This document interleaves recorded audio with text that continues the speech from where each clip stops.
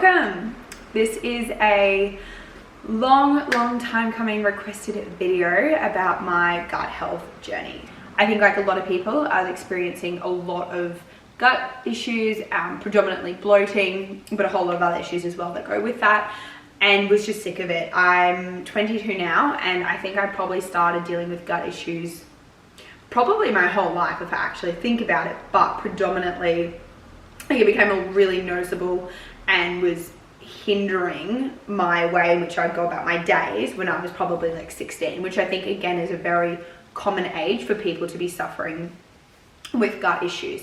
So I'm going to try and be as concise but also somewhat detailed as possible so it can answer as many of your questions as possible. But also on the back end of this, know that I'll be doing a sit down chat with my nutritionist, who I'm just about to talk about, and answering a whole lot of your questions that you might have, because at the end of the day, yes, I'm a personal trainer, I work in the industry, I know my body literally inside out, but I'm not a professional. So if you are needing that next step or those nitty gritty questions answered, I'm not sitting here trying to tell you that I'm a professional in this area. I'm just taking my own experiences from working with a professional and try and give some insight as to how I helped fix my gut. When I was 16, I was diagnosed with chronic fatigue, pretty similar to glandular fever, but I didn't obviously have glandular fever, but I was just exhausted. My body was completely depleted. I was so tired. I could not stay awake for more than 2 hours. So I actually didn't do the end of grade 11. Term 4 of grade 11 I did from home because I just was so unwell. From there, my body actually fully started, actually before it shut down, it got covered in a rash, and I'll insert a photo here of that rash. Out of nowhere, was covered in this rash, couldn't really get it to go away.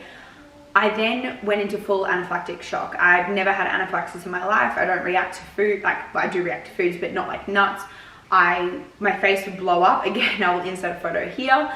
My body would shut down, I couldn't breathe, raced to hospital, hit with adrenaline and EpiPens. Now, this probably all sounds like, what has this got to do with your gut? However, I think I had 3 shots of adrenaline within a week.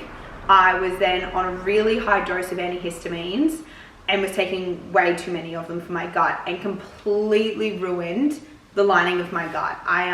Between all this medication and the stress and my body being run down, my body just shut down.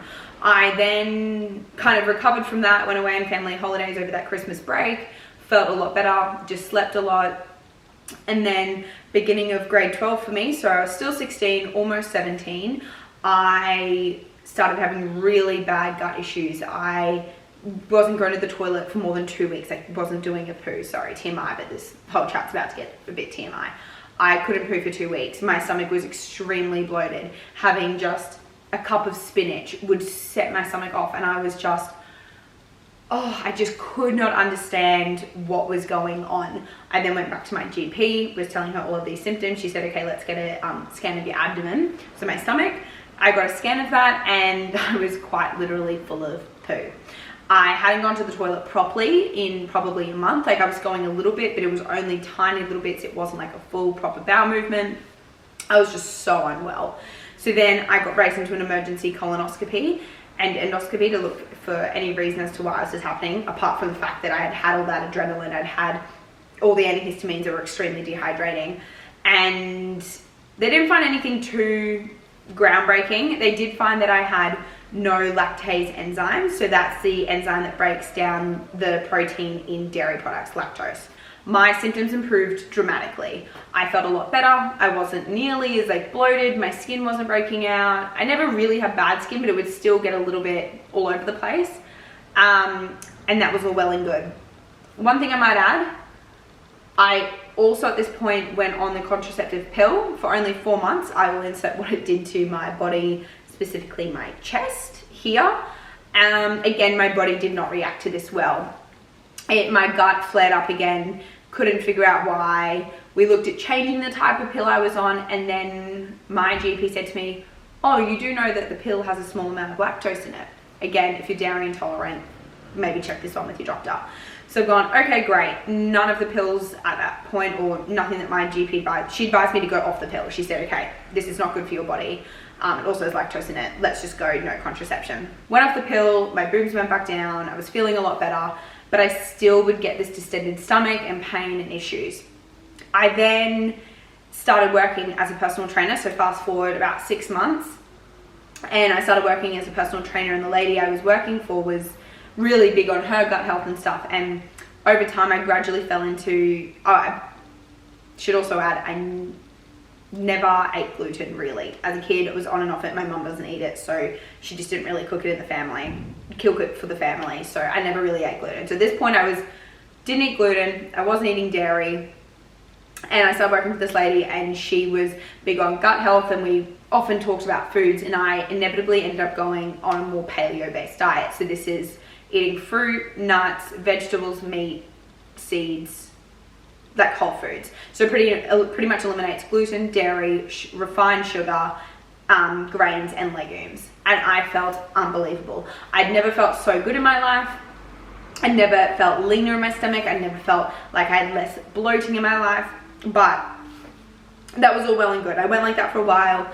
In grade 12, I didn't even really drink. I didn't end up going to schoolies. I was really straight down the line with my food, and I was super routine. Like I never broke what I ate. That was all well and good. I was in grade 12, finished school, and that was that.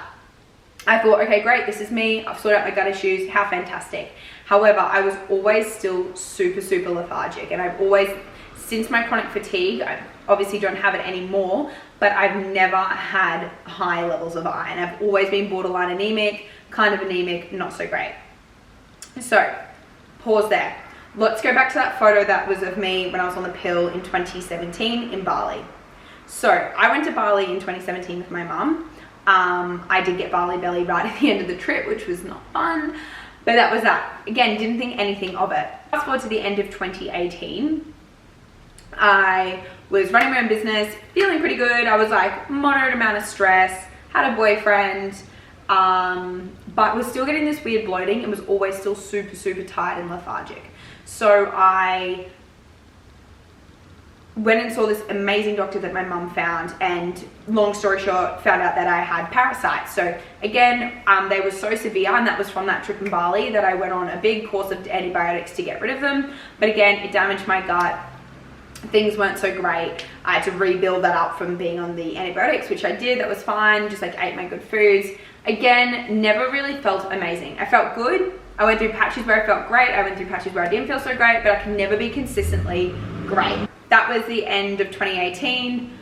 Again, went on holidays with my family, came back, felt pretty good. 2019, again, same sort of stuff. Just really was like, maybe this is just me. Maybe this is just being a girl. Maybe this is just fluctuating hormones.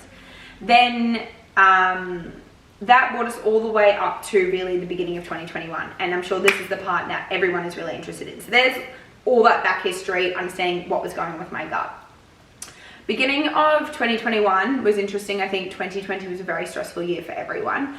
But I started seeing, I was chatting to the girls at the spa at Kylo that I work with, and they were saying, we've got this amazing nutritionist, Libby. We'd love you to go see her and see if you can integrate her with your work, or, you know, just what you think of her. And I said, oh, okay, you know, I'm always interested. I'm always trying to do great things for my gut. Sat down with her, and probably within 5 minutes, I just thought, oh my goodness, I need a proper consult with you, not just to catch up over coffee. I need to come see you. I need my gut health sorted. Libby Munro. She is a nutritionist I saw. She works out of Kylo Medi Spa in Brisbane. However, if you don't live in Brisbane, that's fine. You can also call the spa and book through her. And she just does it via FaceTime or Zoom, which really, now I think that I could have done it that way too if I didn't live in Brisbane. It really wouldn't make a difference. We had an initial consult where I ran her through everything I just told you guys with my previous gut health history and what was going on.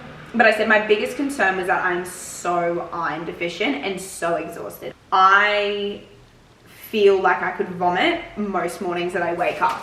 And don't get me wrong, I love what I do. I love my clients. I love my work. But every morning, obviously not the past couple of months since I've done all this work with her, but previously I would wake up each morning, I would either feel like crying, feel like vomiting because I was so tired, or I would literally have to say to myself, you have to go to work.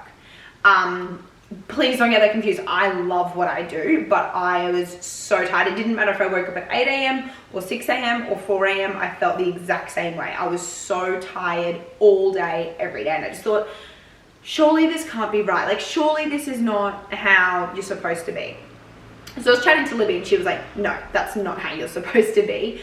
Let's fix things. First and foremost, we did a gut reset. Now, I'm gonna come in again and say, this is what I did. This was very specific to my gut and my issues and my workload and what I do. This is not to say this is a one fits all approach. It's, you need to make sure that you're doing this for your body. So please don't say take what I'm about to say as Bible and apply it with no guidance, because it is very extreme what I did and very intense, and it works. It was fantastic, but again, do it under the guidance of a professional. Alrighty, for the first 8 days, all I had was bone broth. I could have as much of this as I wanted. It was homemade, organic, great quality bone broth.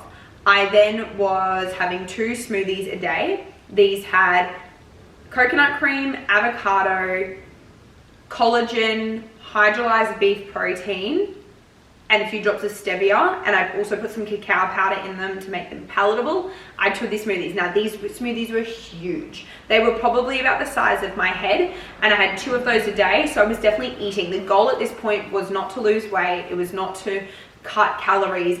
I was actually eating a lot of food because they were very calorically dense smoothies. I lost the idea of breakfast, lunch, dinner. I just thought, okay, this is the food I want to eat today. I'm just going to chip away at it. When I'm hungry, when I'm full, I'll stop, and when I'm hungry again, I'll come back to it. So it probably took me 3 sittings to get through 1 smoothie. So I just gradually eat throughout the day. Then when I felt like something different, I would have some bone broth, and that was me for 8 days. I know it sounds extreme. I was extremely full from these. I was never at one point hungry. Now, the aim of this was to have as many gut healing properties in the food as possible that I was consuming, to really go in and heal my gut. It had been through so much trauma and stress that it was just bone dry and dead. Imagine like coral, if it's like dead and crumbled and gross and gray. I was then giving it life again. I was making it pink and flourishing and making it nice and, moves in the water. That's what I was trying to do for my gut. I was also taking an L-glutamine supplement and gradually working each day a little higher dosage, and then I did that for 10 days, and then on the back end of the next 10 days I brought that back down. It's kind of like a pyramid. Again, L-glutamine is an amino acid that's really good for the building blocks of your gut. So between the collagen, the hydrolyzed beef protein, the coconut cream, and did I say the bone broth? And the L-glutamine, you get the idea. I was healing my gut. After 8 days, I went back to Libby and was like, I cannot do this for 14 days. I want to choose something. I just wanted to choose something. So at that point, she said, okay, look, you're looking really great. Everything's looking good. We can introduce meat. Now, may I add, within those 8 days, I lost 1.5 kilos. I think a lot of this was inflammation and water retention, and I was feeling amazing. I also at this point wasn't having any coffee, obviously no alcohol. Like, I literally was just having those bone broths and smoothies. That's it. Nothing else, no ifs, buts, what about this, what about that? Nothing. I was feeling so good. I was feeling super lean. I remember I had a few photo shoots on and people going, wow, you look amazing. And I was like, God, I haven't felt this consistently good throughout the day in so long. So that was all really good, but I was craving meat. I remember it was the day of the photo shoot. I did it up until the photo shoot, the diet. And then Libby said, after the shoot, you can have a piece of meat. So a good friend of mine cooked me a piece of Wagyu steak, and it was probably one of the best. I still remember the meal. It was amazing, I think, because I hadn't chewed anything. But I started eating meat, and I didn't feel as good as when I was just having those smoothies. But I started to find, as I was reintroducing meat, I wasn't feeling as good as I was when I was just having the smoothies. And it was at that point Libby said, aha, okay, let's get you onto some digestive enzymes. So I started with the Bioceuticals brand of digestive enzymes. They're called multi-gest enzymes. So what this does ultimately is that my body was really struggling to break down the food it was eating. So I take these enzymes now, I still do, 2 with every meal or before every meal, to really help break down the food that my body's digesting. Yeah, it's been through so much stress that it was really struggling to do it on its own. The other thing I was taking were these supplements by a company called Thorne. I don't know if that's going to focus on it because I'm a bit far away, but they are pretty much stomach acid supplements. So what happens was, Libby explained to me as I was consuming the food, well, the meat, any food really at this point, my body was struggling to really break it down. I had a lack of stomach acid, so when my body was ingesting the food, it didn't have the right acids to help break it down and make it easily digestible. One, it was causing bloating and discomfort. It also wasn't making my food readily available for my gut to absorb, which, you know, was already in a compromised state, so then not having it easily digested wasn't helping. Which also then kind of led us to, is this why I'm so iron deficient? Because I'm consuming meat, always have my entire life. Why is my body not absorbing it? So I've been taking my digestive enzymes and the stomach acid tablets with every meal now. Again, only take as advised. Please don't now think this is a reason to take them. And I felt a huge difference. My food started digesting really easily. I was getting like weird amounts of bloating when I was eating meat. That all went straight back down as soon as I started on these supplements. I then slowly from day 8 to 14 transitioned from, I really couldn't stomach one more of those smoothies. So I transitioned to only bone broth and just meat. So I was having a wide variety of meat and fish. So steak, chicken, salmon, barramundi, no eggs at this point. And I did that up to day 14. Now, it was at day 14 that I started to reintroduce vegetables and carbohydrates. And we were doing an elimination diet. So introduce one food, wait a couple of hours, see how you feel. Introduce another food, see how you feel. And say the first food I introduced was mushrooms, and I felt fine eating the mushrooms. I then knew going into the next meal, I could eat mushrooms and carrots. And then if mushrooms and carrots were fine, then the next meal I could go on to, I could eat mushrooms, carrots, and tomatoes. But then if I got bloated or had some sort of reaction, I knew it was the tomatoes. And I was like, yeah, great, I can do this. This is how Libby's explaining it. I'm going, yeah, okay, I can do this. My gut just blew up to the weirdest things. One meal, mushrooms were fine. The next meal, mushrooms weren't.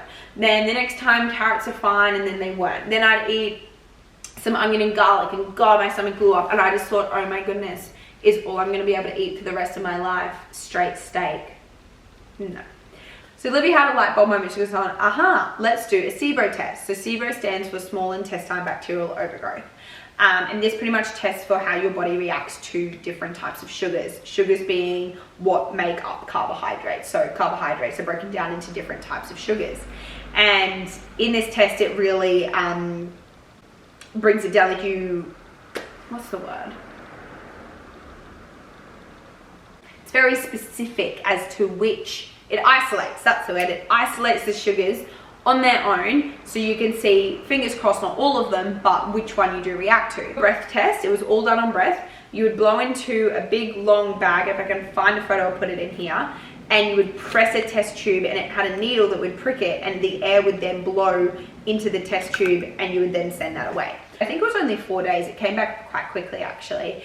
And it came back that I had fructose malabsorption, meaning fructose is one of the sugars that makes up that's in some carbohydrates, predominantly fruits, not all fruits, but predominantly fruits, a few vegetables, and it has solved 99% of my issues. So I now have removed all fructose containing foods from my diet to let my gut just calm down, because at some point my gut became very sensitive to fructose, and I do think it's because of all the stress and medications and stuff that I have had in my life, including some surgeries, but I think predominantly that chronic fatigue anaphylaxis little episode I had in 2016.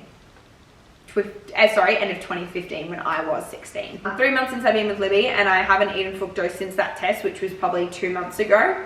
And I feel a million times better. I'll also insert some photos throughout of my bloating and not so bloating.